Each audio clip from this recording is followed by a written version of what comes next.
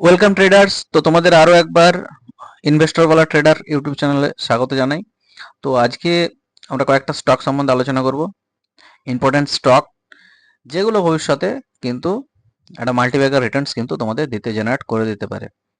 তো তার মধ্যে সবার প্রথমেই যেটা আমরা রেখেছি সেটা হচ্ছে একটা পাওয়ার সেক্টর কোম্পানি, সেটা হচ্ছে টাটা পাওয়ার। ঠিক আছে, স্টকটার নাম সবাই শুনেছো, ঠিক আছে, সকলেই জানো স্টকটা কি পরিমাণে রিটার্নস দিয়েছে। প্রিভিয়াস যদি আমরা 1 ইয়ার দেখি, প্রিভিয়াস 1 ইয়ারে দেখতে পাচ্ছ 91% কিন্তু এখানে রিটার্ন জেনারেট করেছে। যদি লাস্ট 1 মান্থে দেখতে পাই, তো এটা কিন্তু 1.87% কিন্তু ডাউনে আছে।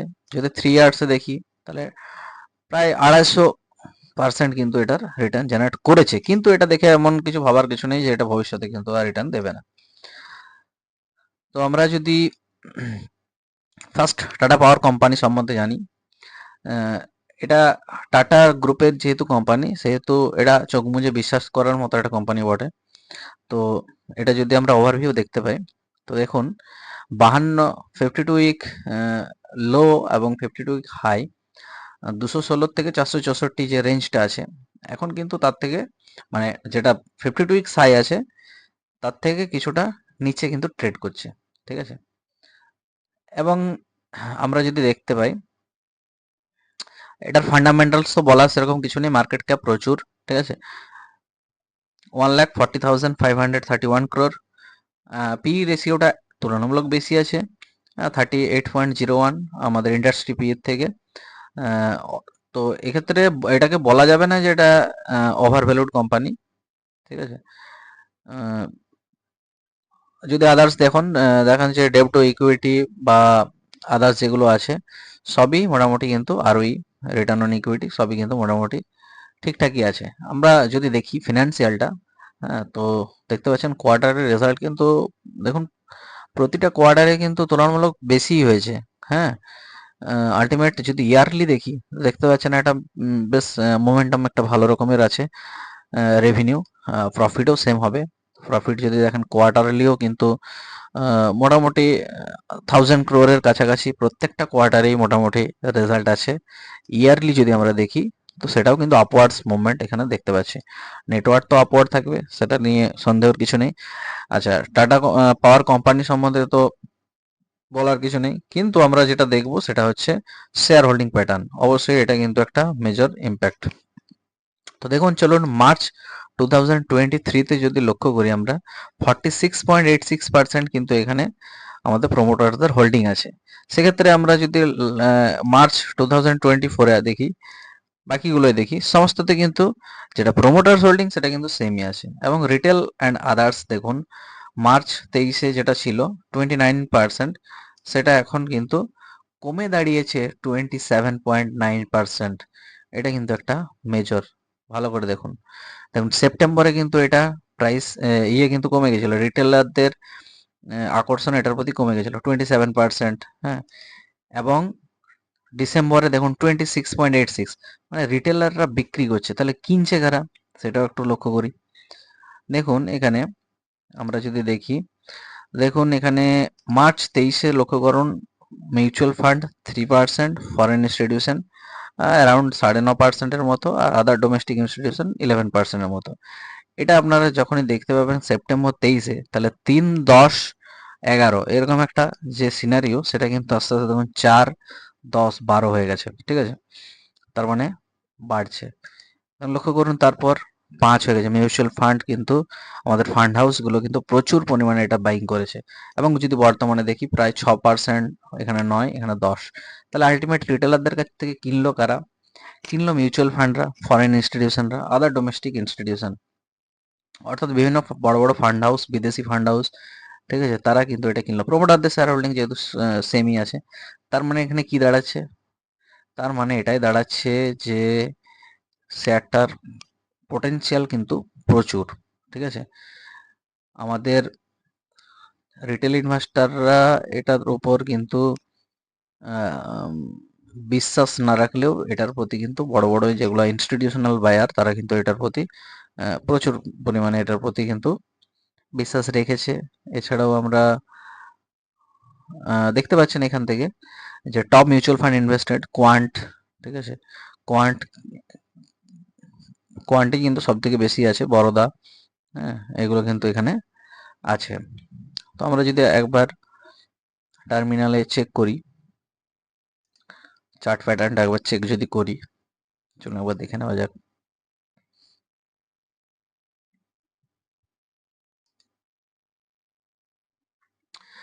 এখানে যদি আমরা দেখি ডেলি টাইম ফ্রেমে যদি আমরা দেখি চার্টটা,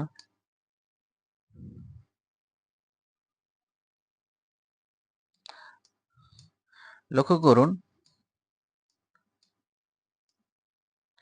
লক্ষ্য করুন, ডিসেম্বর থেকে, অ্যাকচুয়াল ডিসেম্বর না, 2024 পরে মানে ফেব্রুয়ারি থেকে মোটামুটি আমাদের এই স্টকটার খুব বেশি পরিমাণে কিন্তু মুভমেন্ট আমরা পাইনি। চলুন ফেব্রুয়ারি থেকে আমরা দেখছি। এটা দেখুন, এই জায়গাটার মধ্যে কিন্তু রেঞ্জ বাউন্ড হয়ে আছে, ঠিক আছে, এই জায়গাটার মধ্যেই আমাদের,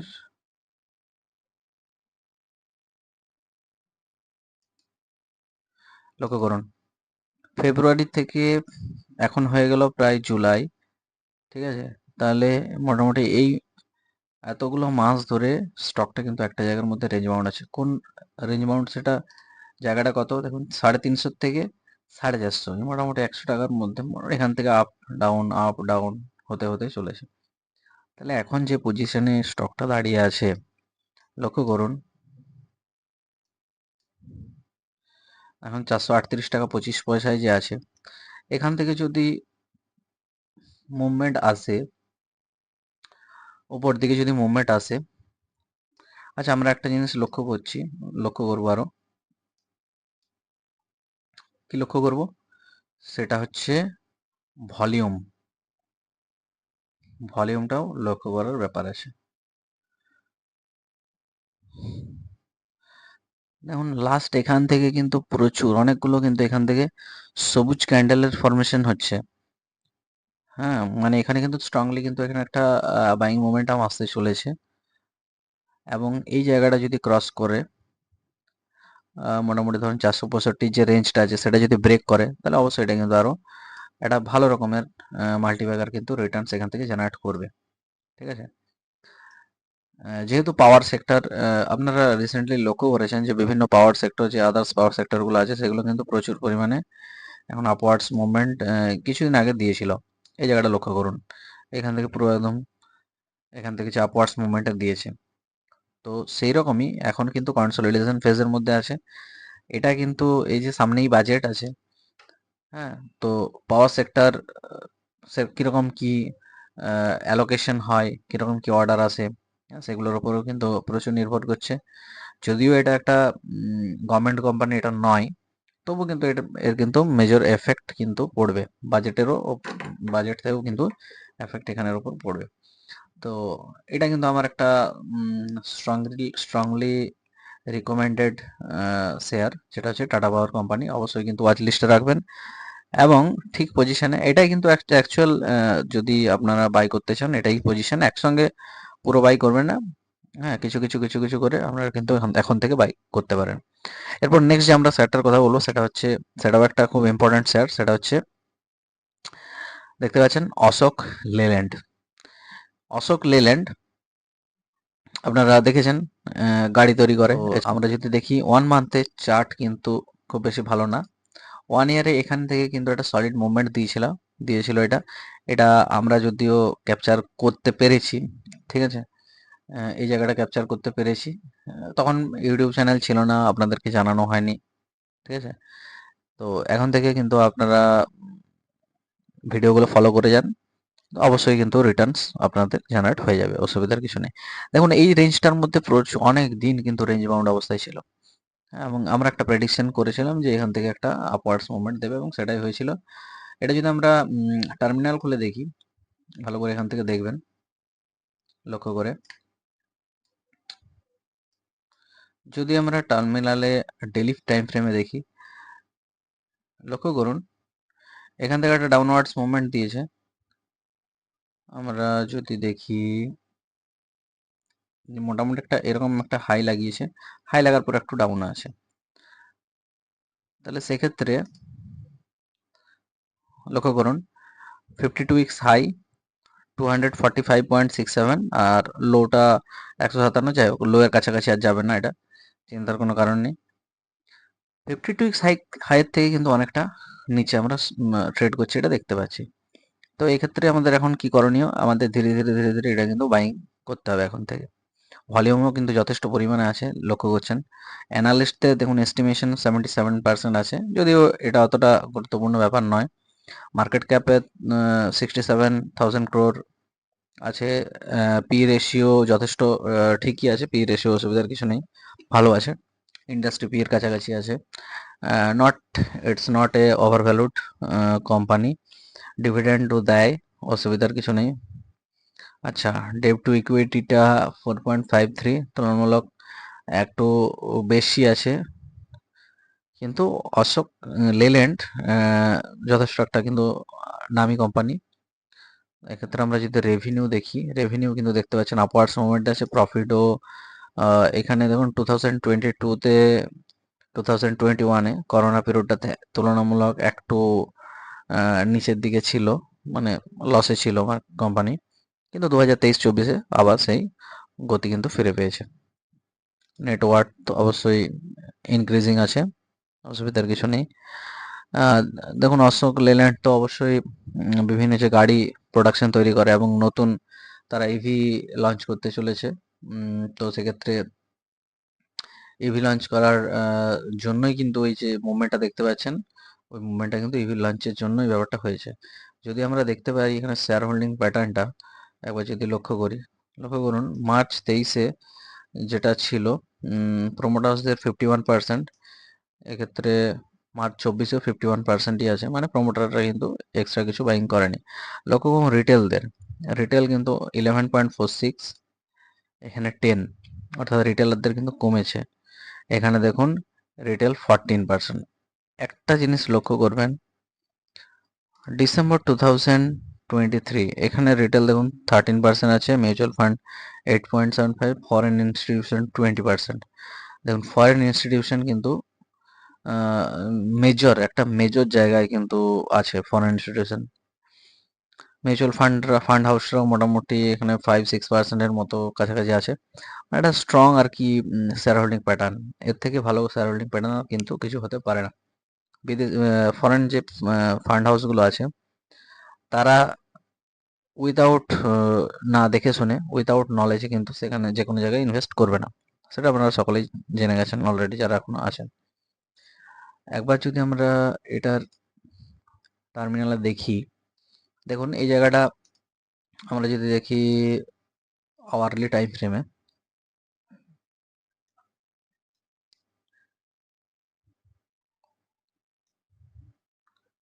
হ্যাঁ, যদি আওয়ারলি টাইম ফ্রেমে যদি স্টকটা সম্বন্ধে দেখি, দেখুন হাইয়ের থেকে অনেকটা নিচে আছে অবশ্যই। আচ্ছা, যে এমন নয় যে আরো নিচে নামবে না, আপনারা কিন্তু ধীরে ধীরে কম কম কোয়ান্টিটি করে করে কিন্তু বাইং এখান থেকে কিন্তু করতে পারেন। আর একটা দেখুন এখানে একটা স্ট্রং সাপোর্ট এখানে একটা ক্রিয়েট হবে, প্রায় 205-6 টাকার কাছাকাছি এরকম। তাহলে এই জায়গাতে কিন্তু আপনারা পরিমাণটা একটু বাড়িয়ে নেবেন, এখন কম কম করে কোয়ান্টিটি ক্রয় করতে করতে যদি নিচ দিকে নামে, নামলেও এতটা মোটামুটি নামতে পারে, তার বেশি কিন্তু মানে 200-র নিচে কিন্তু নামবে না স্টকটা, এটা কথাটা কিন্তু মাথায় রাখবেন। অবশ্যই যদি মার্কেটে প্রচুর পরিমাণে কোনো chaos সৃষ্টি না হয়, সেক্ষেত্রে বলা হচ্ছে। তাহলে আলটিমেট এটার কিন্তু আপওয়ার্ডস মুভমেন্টই আমরা দেখতে পাবো, এবং অবশ্যই ভবিষ্যতে এটার একটা মাল্টিপ্যাকার রিটার্ন দেবে যখন ইভি সেক্টর ঠিকঠাক করে চালু হয়ে যাবে, এটার ইভি ইলেকট্রনিক্স ভেহিক্যাল গুলো, তখন আপনারা এটার একটা স্ট্রং আপসাইড মুভমেন্ট কিন্তু দেখতে পাবেন, যেটা প্রিভিয়াস আপনারা যখন এটার প্রিভিয়াস দেখেছেন, এই যে এই যে লক্ষ্য করুন এই জায়গায় যে মোমেন্টামটা আপনারা পেয়েছেন, এখান থেকে এই যে মোমেন্টাম, এই যে দুটো মোমেন্টাম পেয়েছেন, দেখতে পাচ্ছেন কনসোলিডেশন ফেজের মধ্যে ছিল এবং তারপর থেকে আরো মোমেন্টাম দিচ্ছে, আবার এই জায়গাটা একটা কনসোলিডেশন ফেজের মধ্যে আছে, এর থেকে একটা আরো আপওয়ার্ডস মুভমেন্ট কিন্তু আমরা এক্সপেক্ট করতে পারি। তো এই দুটো স্টক আপনারা ওয়াচ লিস্টে রাখবেন এবং কম কম কোয়ান্টিটি করে বাই করে রাখতে পারেন, কোনো অসুবিধা নেই। ভিডিওটি ভালো লাগলে অবশ্যই কিন্তু লাইক সাবস্ক্রাইব করতে কিন্তু ভুলবেন না। আর চলুন দেখা হচ্ছে নেক্সট ভিডিওতে।